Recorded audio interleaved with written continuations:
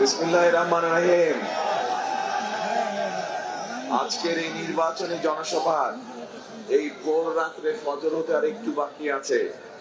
এই ভোর রাত্রে যে জনসভা, এই জনসভার সম্মানিত সভাপতি, আমার প্রিয় সামনে উপস্থিত প্রিয় ভাই বোনেরা এবং মঞ্চে উপস্থিত নেতৃবৃন্দ, আসসালামু আলাইকুম। আপনারা কেমন আছেন?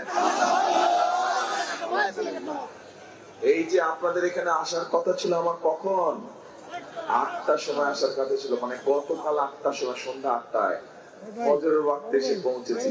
সেই সিলেট থেকে রওনা দিয়েছি, পথে পথে হাজার হাজার হাজার মানুষ, সকল মানুষের সাথে কথা বলতে বলতে সবাই অপেক্ষা করছে। আপনারা যেরকম অপেক্ষা করছেন তারাও অপেক্ষা করছিল, কাজে আসতে আসতে দেরি হয়ে গেছে। এই জন্য আপনাদের কাছে ক্ষমা প্রার্থী আমি। এখন প্রিয় ভাই বোনেরা, এই যে আপনারা কষ্ট করে কেন অপেক্ষা করছেন, আপনাদের সকলের চেহারার মধ্যে, মা বোনেরা সহ এই যে ভোর রাত্রে জেগে আছে সকলের চেহারার মধ্যে একটি ছাপ ফুটে উঠেছে, একটি চাওয়া ফুটে উঠেছে। কি সেটা? একটা পরিবর্তন চাচ্ছে বাংলাদেশের মানুষ, তাই না? পরিবর্তন চাচ্ছে। কি পরিবর্তন? একটা ভালো পরিবর্তন চাচ্ছে। আমরা বিগত দিনে যে কাজগুলো দেখেছি, এখানে যে মানুষের দেখেছি, আমরা এই অবস্থার পরিবর্তন চাই। আমরা একটি নিরাপদ অবস্থা চাই, তাই না?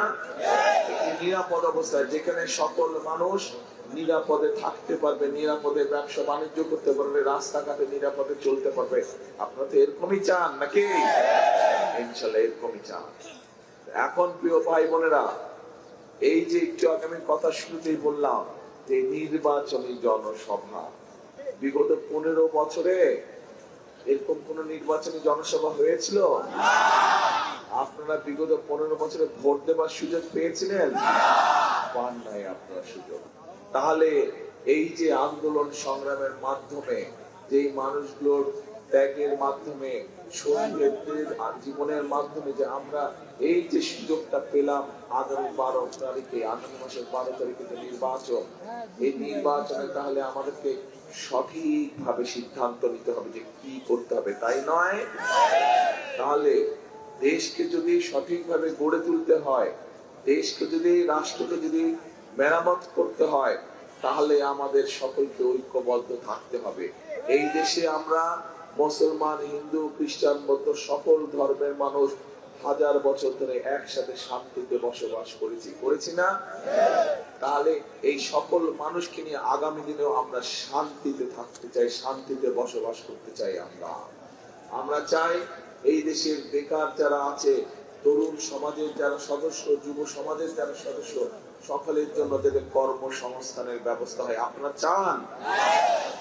এই যে আমাদের মা বোনেরা এখানে উপস্থিত আছে, এরকম সারা বাংলাদেশের গ্রামে গঞ্জে হাজার হাজার লোক, কোটি কোটি মা বোনেরা আছে।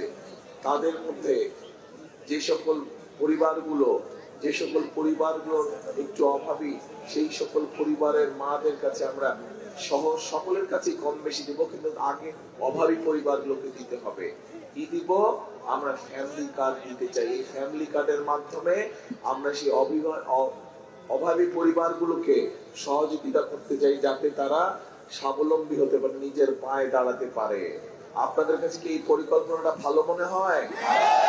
আচ্ছা, ঠিক আছে। এরপরে দ্বিতীয় একটি পরিকল্পনার কথা বলি আমি। সেটি হচ্ছে, বাংলাদেশের সবচেয়ে বড় পেশা কোন পেশা বলেন তো? কৃষি। কৃষি হচ্ছে বাংলাদেশের প্রায় সব মানুষই কম বেশি কৃষির সাথে জড়িত, তাই না? ছোট হোক, বড় হোক, মাঝারি হোক, বিভিন্ন রকম কৃষক আছে। এই কৃষক ভাইদেরকে সহযোগিতা করার জন্য আমরা আরেকটা কৃষক কার্ড দিতে চাই, যেটার মাধ্যমে তারা সার পাবে, বীজ পাবে, কীটনাশক ওষুধ পাবে, ঋণ সুবিধা পাবে, বীমা সুবিধা পাবে। এই কথাটা, এই পরিকল্পনাটা কেমন? আচ্ছা, আসেন এবার। এরপরে কি বললাম? কৃষকদের কথা বললাম না, মা বোনদের কথা বললাম। বেকার যুবক, বেকার তরুণ যাচ্ছে, তাদেরকে ট্রেনিং দেওয়ার মাধ্যমে এই যে বিভিন্ন গার্মেন্ট শিল্প তৈরি হয়েছে, নতুন নতুন শিল্প করতে হবে। শুধু গার্মেন্ট শিল্প দিয়ে হবে? শুধু গার্মেন্ট শিল্প দিয়ে হবে? নতুন শিল্প করতে হবে, যাতে আরো মানুষের কর্মসংস্থান হয়।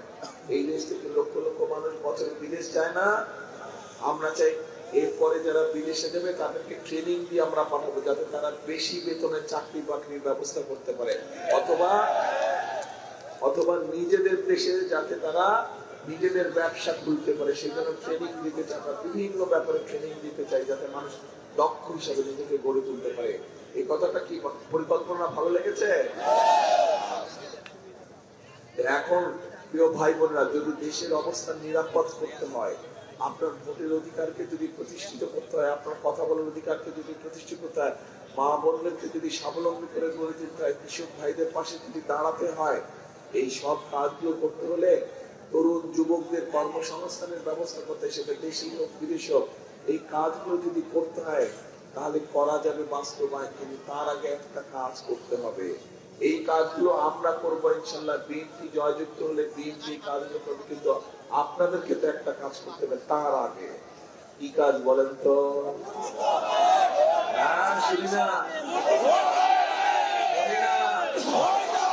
ভোট দিতে হবে। কোথায় দিতে হবে? ভোট দিতে হবে। যদি ধানের শীষে ভোট দেন তাহলে এই কাজগুলো করতে পারবো আমরা, খাল খনন করতে পারবো আমরা। খাল খনন কর্মসূচি জানেন আপনারা? কি খাল খনন কর্মসূচি জানেন?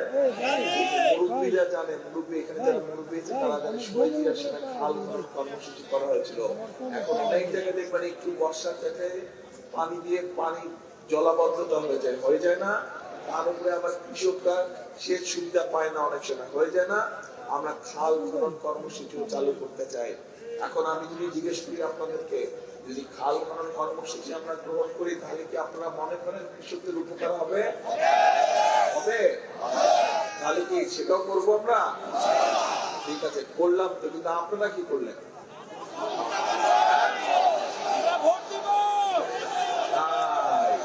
জনগণকে কি মা বোনেরা, আপনাদের কাজকে ভোট দিতে হবে। জনগণ এর মূল কাজ হচ্ছে সঠিক ব্যক্তিকে নির্বাচন করতে হবে।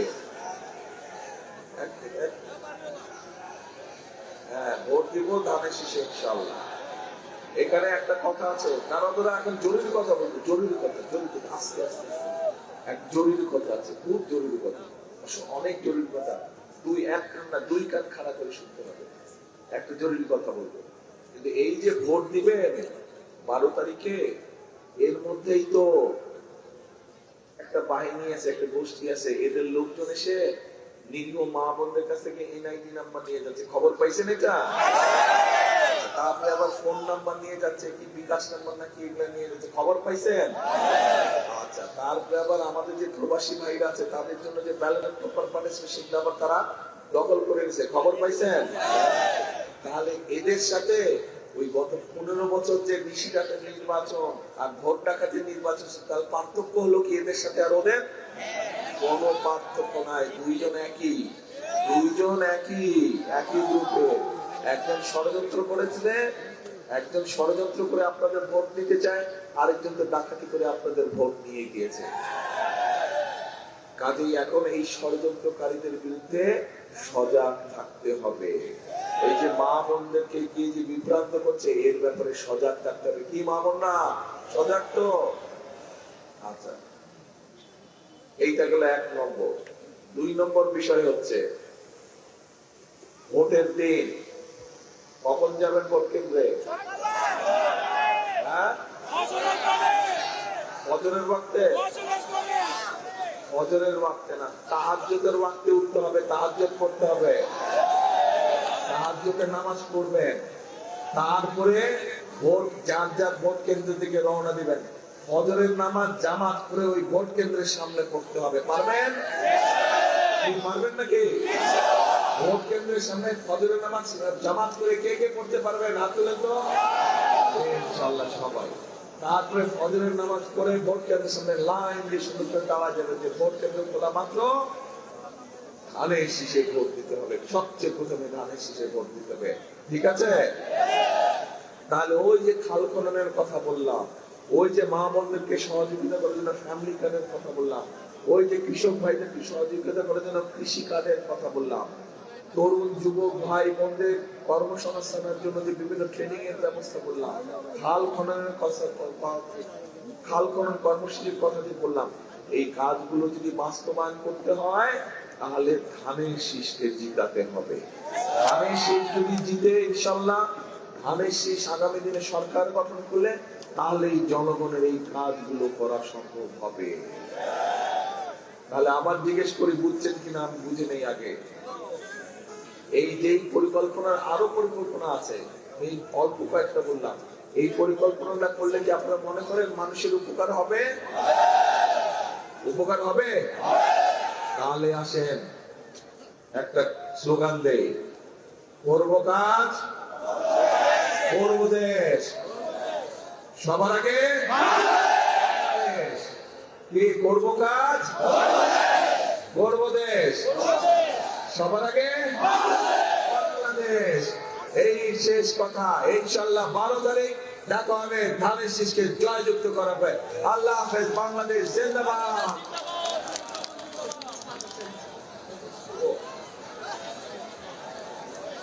আচ্ছা, একটা কথা বলতে তো ভুলে গেছিলাম।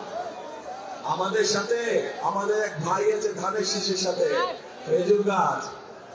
উনি আমাদের সাথে সবসময় আন্দোলন সংগ্রামী ছিলেন। উনি আমাদের সাথে আন্দোলন সংগ্রামী ছিলেন। কাজে এই ভাইকে দেখাও আমাদের কর্তব্য। ঠিক আছে? মনে থাকবে তো? ইনশাআল্লাহ আমরা ধানের শীষের পাশা দিয়ে খেজুর গাছকে আমরা নিয়ে আসবো। ঠিক আছে? ইনশাআল্লাহ, ইনশাআল্লাহ। আল্লাহ হাফেজ। বাংলাদেশ জিন্দাবাদ। বাংলাদেশ